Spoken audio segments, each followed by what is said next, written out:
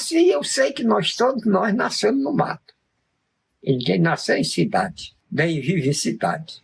Eu já morei em casa de pai, já morei em casa debaixo de pé de pau, dias debaixo de pé de pau. Porque o pajé é dentro da aldeia.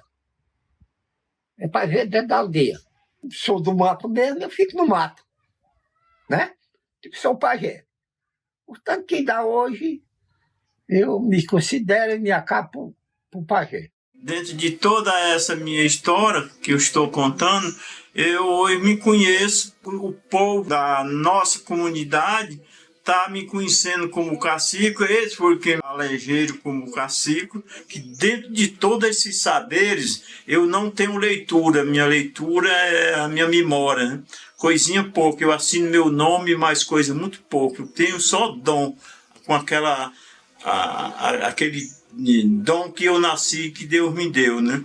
E eu estou hoje, sou mestre da cultura indígena, e o cacique no meu conhecimento, é para a gente andar, reivindicar, trazer alguns projetos das outras aldeias, a mostrar nossos companheiros, quando a gente chega, que faz a reunião, e tudo mostra isso junto com os que ficam, né? Para dentro da nossa aldeia, né? Comecei a trabalhar mais no roçado, eu tinha 10 anos.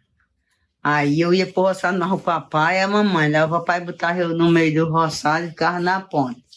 Aí continuei, até agora, com 60 anos, eu trabalhei. Toda semana eu torro 20 quilos de fubango, 20 de café, 20 de coloral. E fora as coisas que a gente desbuia, feijão, faz essas coisas. Eu deixava o papai no roçado da mamãe e vinha na frente, correndo. Chegava em casa, tomava um banho e subia para estudar lá naquela creche lá de macho. Eu subia comendo um pedacinho de pão seco. Ia para o roçado, ia para o estudo, porque ele queria que eu fosse de manhã para o roçado da meia-dia para tarde. Eu não queria ir. Não, pai, deixa eu aprender. Não aprendi coisa para mim dizer, eu aprendi muita coisa, mas graças a Deus, o que eu aprendi, eu estou satisfeita, porque só eu ter me ensinado a trabalhar, para mim já foi uma grande vantagem. Para dar início a plantações e aproximadamente de setembro e outubro, e quando chega dezembro, a gente estoca. Quando precisa brocar, a gente utiliza a foice, o machado, a foice para brocar e o machado para fazer a derriba, quando precisa. E quando é em outubro, coivada, se ficar coivada, em coivara. De janeiro a fevereiro, a gente faz as plantas. A fava, o feijão, é para o consumo, que sempre é difícil a gente vender, né? Só quando a gente está num aperto que a gente vende quando dá, a gente vende um saco de fava. Feijão, nunca houve feijão para a gente vender. A gente produz 20 ou 30 sacos de milho. Aí vende a parte e fica só com a semente para plantar. Quando a gente começou a trabalhar, acaba tinha o quê? 5 anos, né? Naquele tempo, a gente, 5 anos, os pais da gente levavam a gente pro roçado, já tentar trabalhar, né? E assim, a agricultura, desde aquele tempo que a gente começou a trabalhar, que a gente colhe, né? Quando a gente colhe é só para o consumo mesmo. Os pais da gente também começou a agricultura e já se foram, já a gente ficou, né? O ritmo da gente é esse mesmo, que é a agricultura, né? Minha história no começo da minha infância, eu não estudei porque não tinha oportunidade. A gente estudar na Aratuba e nós não podíamos ir, né? Era que nós tudo pequeno. Aí com 8 anos o pai tornou nós para trabalhar de enxada. Aí ninguém teve mais oportunidade de aprender porque não tinha aula. Catecismo nós ia lá na Canabrava. Nós aprendemos mesmo, foi o catecismo. A nossa batalha, muito da nossa idade, era plantar plantar milho, plantar feijão, plantar fava, plantar arroz, plantar todo tipo da agricultura, né? Por isso que nós se compara hoje com uma cultura, né? Tudo isso era o que nós gostávamos e ainda gosta hoje, né? E permaneço nesses trabalhos na agricultura, planto milho, feijão, fava. E os agricultores é o seguinte, os que não são aposentados e nem pensionistas, eles são diaristas.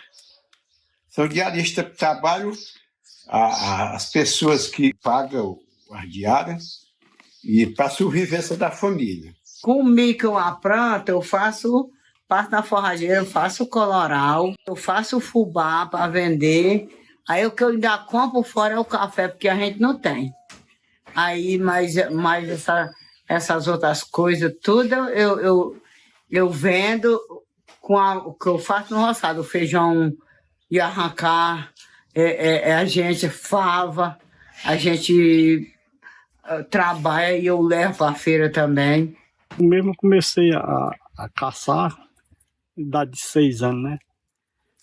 Sempre meu pai também, ele caçava, né? Que é o mar muito que chó para gato, né? Para gato maracajá, né?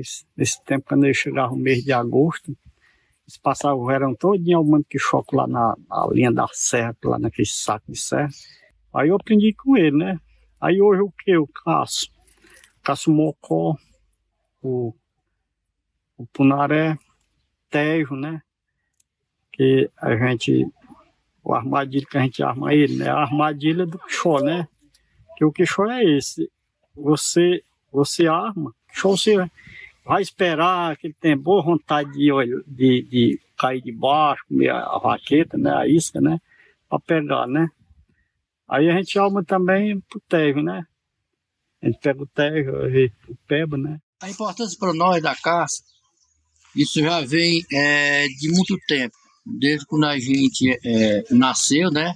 É um alimento e é uma cultura que faz a gente conversar com a natureza, né? Ir buscar a caça no mato, ramaquixó, almarapuca, dar uma caçada de cachorro no mato, que o cachorro também vai para coar as caças e a gente matar para se alimentar. Antigamente não existia o alimento, o nosso tempero, para nós chamávamos tempero, hoje chama a mistura, né?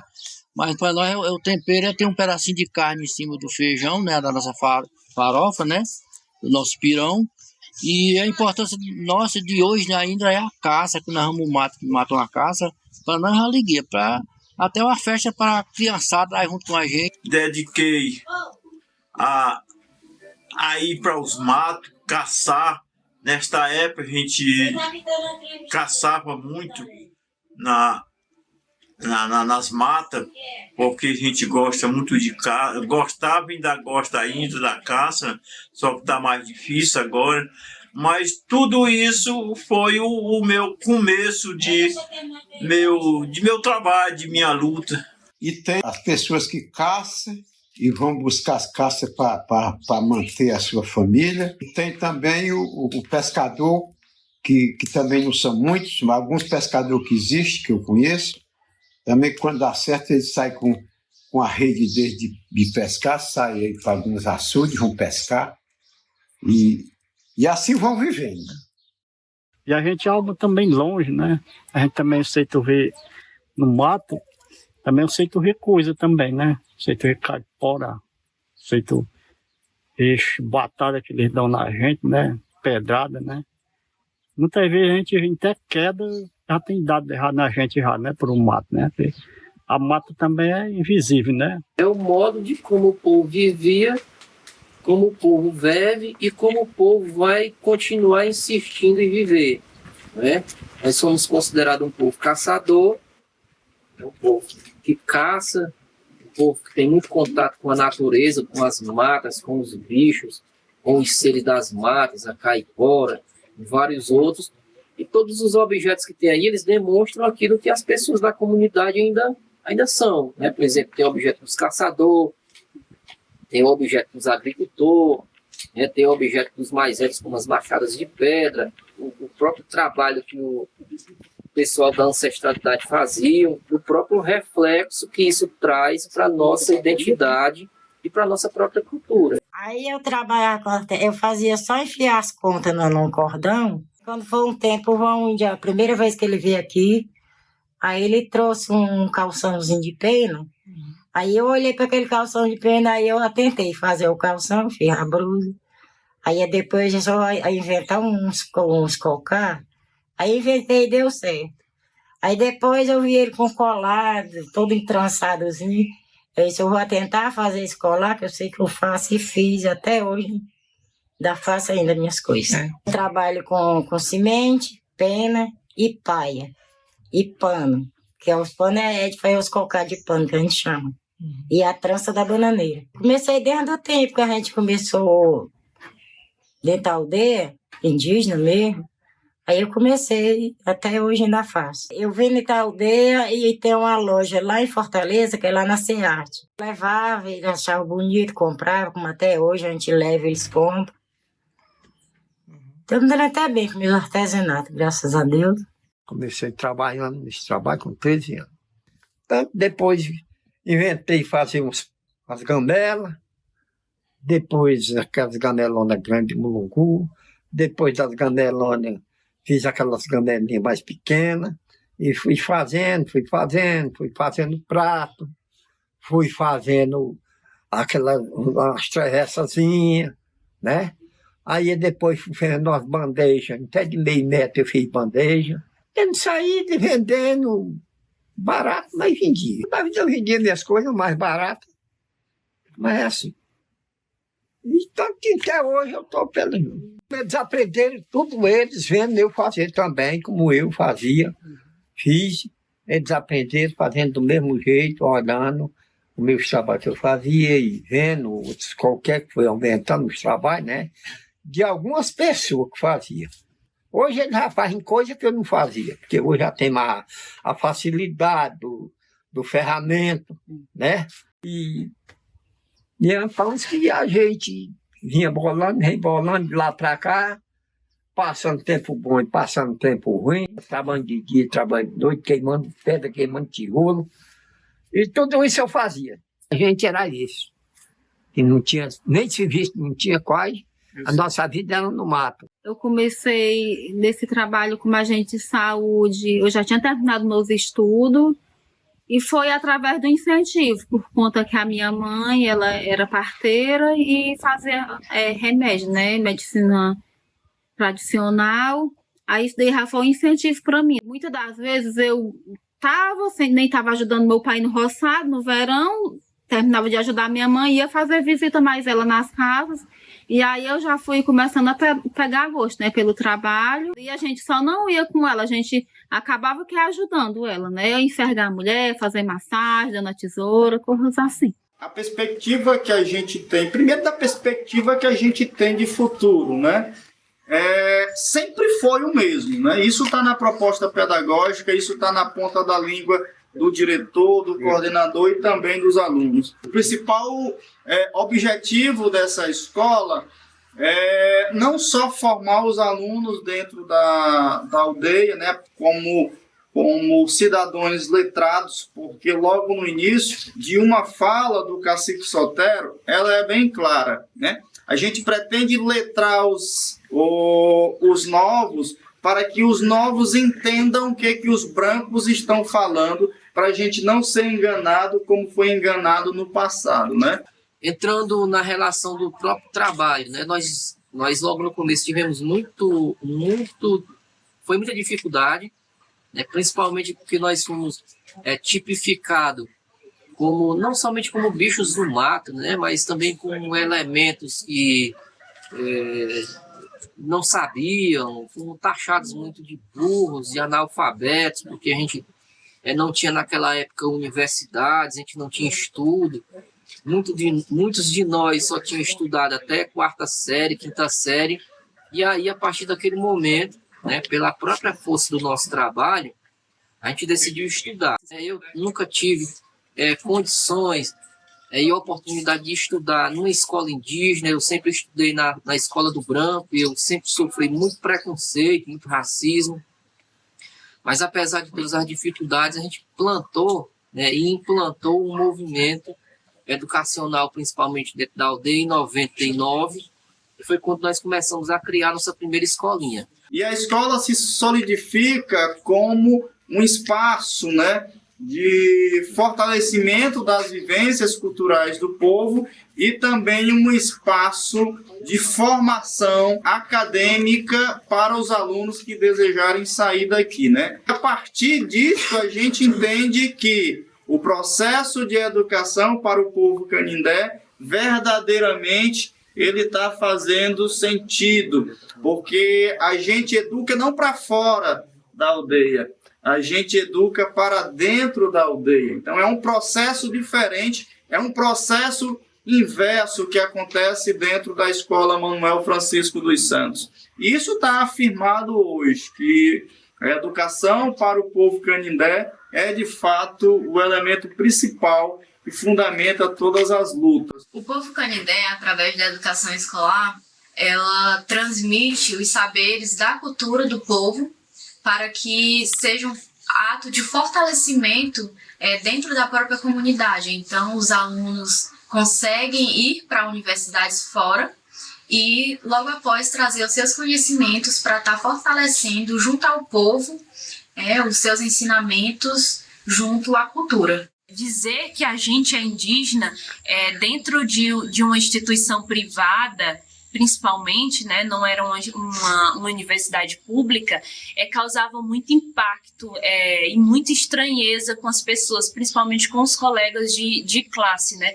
Então a gente sempre enfrenta esse tipo de desafio, esse tipo de preconceito, mas eu sempre tentei levar isso da melhor forma possível, algo positivo para que eu pudesse continuar, né, estudando, me aprofundando nos meus estudos e depois tentar dar esse retorno para minha comunidade. É um pé na aldeia e um pé no mundo. É importante a gente também ter essa visão de que a gente tem que continuar na aldeia, mas que é preciso a gente conhecer o mundo, é preciso a gente conhecer quais são os mecanismos, quais são os instrumentos que nós podemos utilizar enquanto povos indígenas para a defesa dos nossos direitos. A dificuldade por ser indígena nos meus estudos era por conta que a gente se assumiu como indígena, mas que sempre ficava um ou outro comentando, se é indígena, por que não está caracterizado como indígena, por que não está andando nu? Sempre teve esse preconceito. Durante esse processo, passei por algumas dificuldades, principalmente de preconceito racial, né, dentro da universidade e em outros locais também, por ser mulher indígena e não retratar aquele indígena que as pessoas veem historicamente, mas a gente consegue passar para eles tudo aquilo que é da nossa cultura e fazer com que eles nos vejam de uma forma igual, né, a todos os outros. A gente que quer trilhar novos caminhos e quer ir pelo estudo, ele tem tudo para fortalecer o nosso caminho. Bom, ele tem tudo para dar aquele suporte que realmente a gente quer. Mas para isso, a gente tem que lutar com aqueles dragões que tem lá fora. Aqueles que querem derrubar a gente todo dia, aqueles que estão tentando nos exterminar através de genocídio, os poceiros, que estão tentando exterminar os povos indígenas. Escuridade, ameaça de morte, por causa da luta para os povos indígenas, né? A dificuldade que a gente tem também sobre o reconhecimento. Nós sabemos que o estado do Ceará atualmente é o estado mais atrasado na política de regularização fundiária. De 24 territórios reivindicados, apenas 2 estão devidamente homologados, né? E os demais encontram-se em diferentes etapas do processo de demarcação. Então, acho assim que a principal pauta realmente que a gente tem que buscar resolver nesse atual governo é a regularização dos nossos territórios, porque é a partir da regularização que a gente consegue acessar os tipos de políticas públicas que a gente precisa dentro de um território para ter o mínimo de dignidade possível. Então, o que eu diria para nós, e eu me sinto no meio de vocês também, é de que a luta continua. A luta não para, é uma luta contínua, é uma luta indígena, né? Uma luta coletiva, principalmente. É a nossa luta, através da nossa coletividade, se constrói aquilo que a gente quer, né? Que é o bem viver, que é a coletividade, que é a nossa vida para além, né, daquilo que nós construímos no nosso dia a dia. O mundo do trabalho também saiba dialogar nessas condições para que a gente possa ter, pelo menos, né, os nossos direitos mínimos, a nossa vida digna, que é direito à educação, direito à saúde, direito à cultura, direito ao meio ambiente. São direitos mínimos que muitas das vezes eles são usurpados e que a gente não pode viver porque somos realmente engolidos aí pela sociedade. Hoje, dentro da nossa aldeia, nós temos um museu indígena e dentro desse museu tem um bocado da história do passado que eu gravei e patriquei no nosso trabalho, na nossa luta. O museu, ele é um professor daquelas peças. Ele vai dizer, explicar para os alunos que estão na escola, que que estão se prosperando, estudando, que aquilo ali é um unificado da nossa história indígena. Canindé de Aratu, chama ele que ele vem, para dançar o toré, chama ele que ele vem. Bem que eu não queria vir, porque mandaram me chamar. O Canindé de Aratuba vai até a barra quebrar. Hey, hey, hey.